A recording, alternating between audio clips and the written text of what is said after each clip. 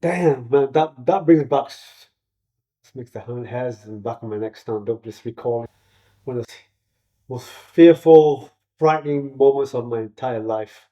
Right there, just to hear So that, I didn't imagine it all. you know, I was there when, well, of course I was there, but I Yeah, was I mean, there when he, you nearly got me killed. From what, what I remember. the house, we were like, what the fuck? Like, shit, like, jump here, let's get down, and all that stuff. And we thought, okay, maybe he'll just go away, and, yeah, then obviously, yeah, Well, it's very there was quick. the big door slam, there was the shouting, and then there was this pause, this silence, Yeah, and we're like, what's going to happen next? Maybe that's like, where is yeah. this guy? I couldn't have imagined the next thing we'd hear was this explosion, and this guy must have fired a gun into the building at head height because it whistled past you. I just have such a, like curious, like a curious mind, almost like a cat. Like he's got to always, I would always find myself climbing up, the roofs, for example. Uh, and I climbed almost every roof in my neighborhood. Where there was this one derelict building, up the road from where I lived, and climbing the scaffolding there, and exploring inside this derelict building, and just remember that sense of adventure, like, wow, this is dangerous, I shouldn't be Yeah, I shouldn't here, be doing I this. shouldn't do this, I shouldn't be here, and it excited me even more. I mean, I remember loving cycling as a kid, going around, having that freedom to go to the park, and to go to city centre, or to go to Roundy Park, which was just up the road from where I lived. And I remember loving that feeling of, just being able to get somewhere so fast on the bike, and just the freedom of riding the bike. If I went too far, I was scared of somebody, if I went like 5, 6 miles away, my fear was that somebody might know the parents, and they'll go and report that I saw your son so far away. So I wonder how well your parents could relate to you because they were the sort of first generation from your family who'd come over to the UK. Your father had been working as an engineer in Kenya. Before that was from Pakistan. Your mother was from Pakistan.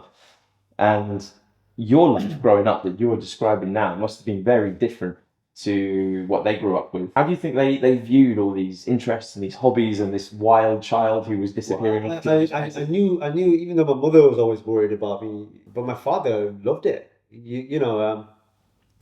Because he was a man who was very similar in his youth in Kenya. He would hike everywhere. He would do like 50-mile walk. He was very athletic. He went on Mount Kilimanjaro 5 times on improvised equipment back then. Amazing.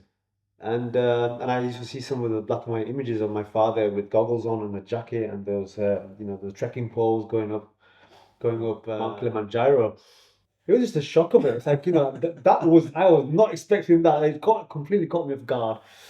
Did you see the woman as we were walking up the stairs sitting on top of the man There were on the bed?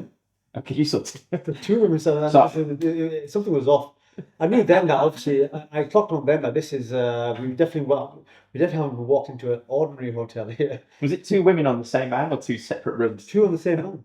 Wow. Oh, right. Okay. I obviously. There's two on the same man. One was on the side of the bed, one was on the top of the I bed. mean, how did that make you feel when this the first person we meet inside the country is showing me all that attention and basically ignoring you? Came as no surprise. It really Really? did. No, absolutely no. It came as no surprise because, um, I mean, you are the novelty there right now. I almost blend in, if you like, Well, you definitely don't look Iranian.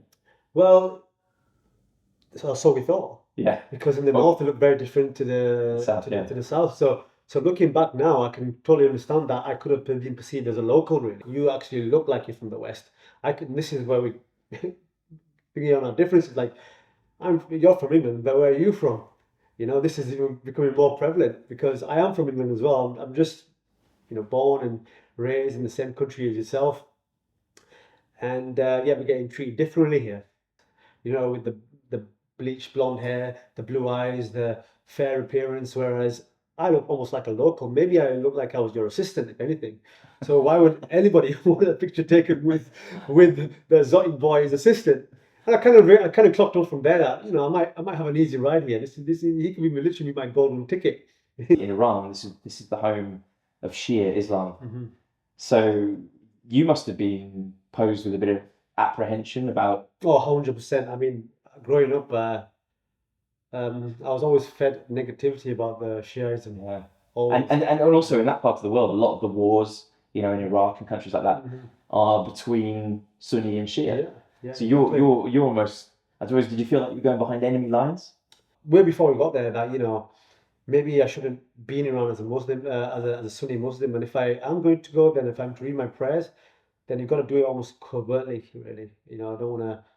The last thing I want to do is cause a ruckus and be the subject of any attack of some sort. This is what I was led to believe. This is my apprehension.